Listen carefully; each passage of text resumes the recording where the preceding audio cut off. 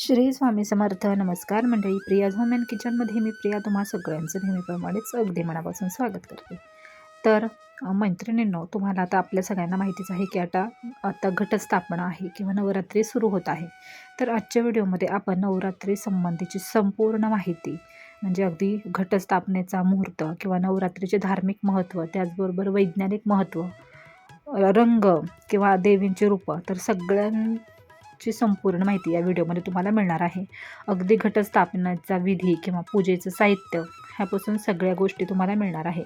म्हणजे सविस्तर घटस्थापनेची नवरात्रीची संपूर्ण माहिती तुम्हाला आजच्या व्हिडिओमध्ये मिळणार आहे. त्यामुळे व्हिडिओ स्किप न करता संपूर्ण पहा. हा एक व्हिडिओ पाहिला तर तुम्हाला दुसरीकडे कुठेही जाण्याची गरज नाही पाहण्यासाठी की घटस्थापना कशी करायची, मुहूर्त काय आहे, कथा काय आहे, काहीच नाही. सगळे या व्हिडिओमध्ये तुम्हाला मिळणार आहे. फक्त व्हिडिओ स्किप न करता संपूर्ण पहा, म्हणजे तुम्हाला समजेल. आणि तत्पूर्वी जर चॅनलवरती नवीन असाल, पहिल्यांदाच आलेले असाल, तर हा व्हिडिओ आवडला तर आपल्या व्हिडिओला लाईक करा, मित्रमैत्रिणींची शेअर करा आणि चॅनलला नक्की सबस्क्राईब करा. चला तर मग आपण आपल्या व्हिडिओला सुरुवात करूया. तर आता तुम्हाला माहितीच आहे की नवरात्र सुरू होत आहे किंवा घटस्थापना सुरू होणार आहे. तर प्राचीन काळापासून नवरात्री साजरी केली जाते. तर नवरात्रीचं धार्मिक महत्त्व आहे, त्याचबरोबर वैज्ञानिक महत्त्वसुद्धा आहे. तर सगळ्यात अगोदर आपण घटस्थापना कधी आहे आणि त्याचा मुहूर्त काय आहे हे पाहून घेऊयात. तर अश्विन महिन्याच्या शुक्ल पक्षातील प्रतिपदा तिथी 14 ऑक्टोबर 2023च्या रात्री 11:24 मुहूर्त सुरू होणार आहे. तर 15 किंवा 16 ऑक्टोबर 2023च्या मध्यरात्री 12 वाजता तो समाप्त होणार आहे. म्हणजेच आपण तेवढ्या वेळात कधीही घटस्थापना म्हणजे करू शकतो. उदयतिथीनुसार 15 ऑक्टोबर हा नवरात्रीचा पहिला दिवस असून या दिवशी आपण घटस्थापना करायची. त्याचबरोबर अखंड ज्योती प्रज्वलित करायच्या आहेत. शारदीय नवरात्रीच्या प्रतिपदेला घटस्थापना किंवा कलश स्थापनेचा शुभमुहूर्त 15 ऑक्टोबर रोजी 11:15 ते 12:30 असेल. म्हणजे तुम्हाला समजलंच असेल, थोडक्यात सांगते मी. आपल्याला घटस्थापना ही 15 ऑक्टोबर रोजी सकाळी 11:15 ते 12:30 या पाऊण तासामध्ये कधीही करता येऊ शकते. जास्त कोड्यात तुम्हाला मी सांगत नाही, डायरेक्ट सांगते.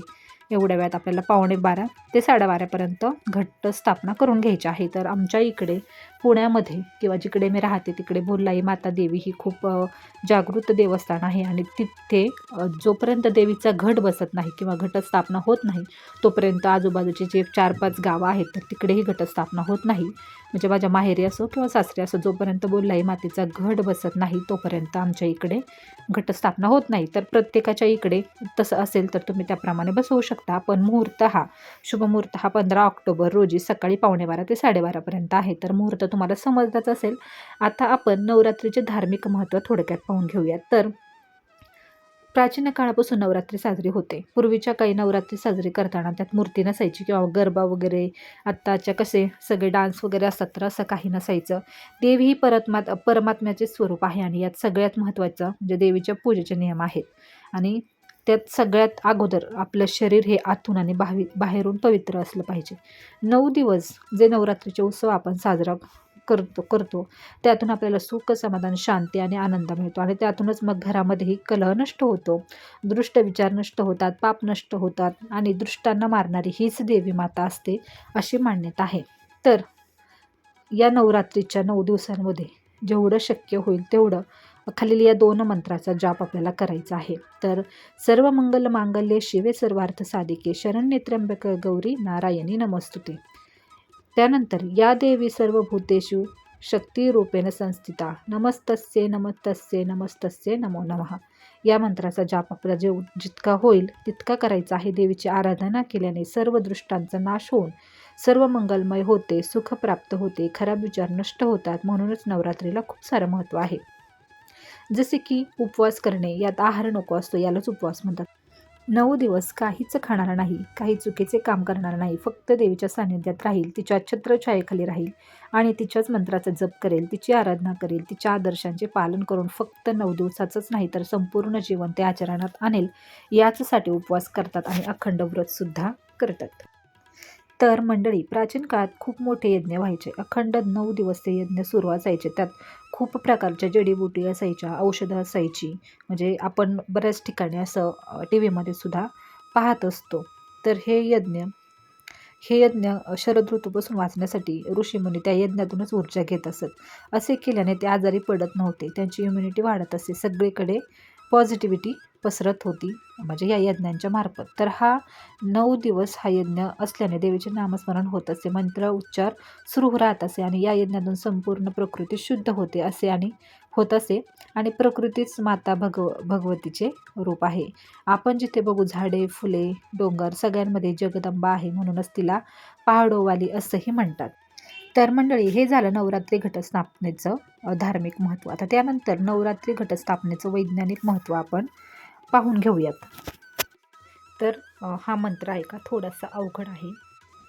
यत्र नार्यस्तु पूजन्ते रमन्ते तंत्रदेवतः यत्र तास्तु न पूजन्ते सर्वास्तत्राफला क्रिया। तर वरील श्लोकाचा अर्थ पूर्ण आपल्याला कळत नाही, पण याचा अर्थ असा आहे की वरील श्लोकाच्या अर्थाप्रमाणे नकळत का होईना आपल्या हातून किंवा आपल्याकडून आपल्या घरातील देवीचा सुद्धा अपमान करायला नको। म्हणजेच आपल्या घरातील देवी कोण, तर ती आपली आई असेल, बहीण असेल, बायको असेल, सून असेल किंवा कुठलीही महिला असेल, मुलगी असेल, तर तिचा अपमान आपल्याकडून होता कामा नये। दुर्भाग्याने आपण अशा बुद्धीला पोचतो, तिच्या कारण आपण कटू शब्द महिलांस बोलतो आणि त्यामुळे मग देवीची आपल्यावरती अवकृपा होते, तेव्हा मग कृपा आपल्यावरती राहत नाही।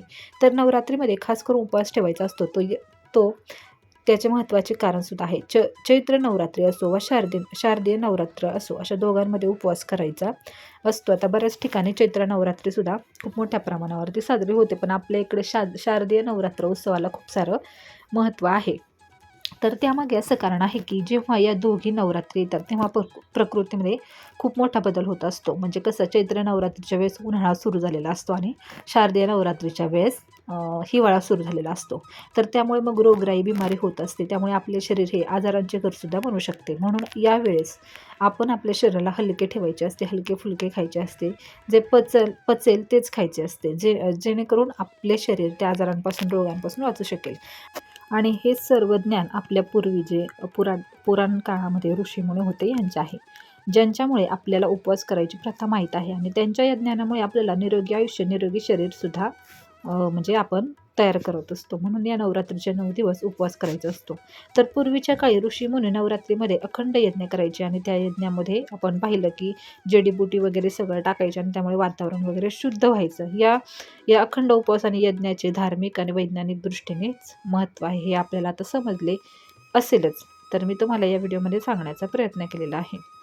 तर कसं होतं की या यज्ञ ते करायचे आणि त्यामुळे मग आजारी पडण्यापासून आणि रोगराई पसरण्यापासून सुद्धा लोक वाचायचे आणि मग प्रतिकारशक्ती वाढायची। तर हे वैज्ञानिक कारण पूर्वीपासून चालत आलेलं आहे, त्यामध्ये कुठलाही बदल झालेला नाही। आजही सगळ्या ठिकाणी उपवास हा केलाच जातो, बऱ्याच ठिकाणी उपवास हा होतो आणि त्याचे कारण आपण ह्याच्यामध्ये दोन्हीही पाहिलेले आहे। तर या व्हिडिओमध्ये मी तुम्हाला घटस्थापनेचा शुभमुहूर्त, त्याचबरोबर धार्मिक आणि वैज्ञानिक कारणं की आपण नवरात्रीमध्ये उपवास का करतो किंवा नवरात्री का करतो। तर नवरात्रीचे रंग ह्या व्हिडिओमध्ये मी तुम्हाला थोडक्यात तसं सांगते, पण त्याचा एक सेपरेट व्हिडिओसुद्धा आपल्या चॅनलवरती आहे, तो सुद्धा तुम्ही पाहू शकता की कुठल्या दिवशी नवरात्रीमध्ये कुठला रंग आहे। त्याचबरोबर नवरात्री 9 दुर्गा मातेंची नावं, तर दुर्गा माताचे अवतार शैलपुत्री, ब्रह्मचारिणी, चंद्रघंटा, कुष्मांडा, स्कंदमाता, कात्यायनी, कालरात्री, महागौरी आणि सिद्धिदात्री। तर ही 9 अवतार आहेत आणि 9 दिवसांमध्ये या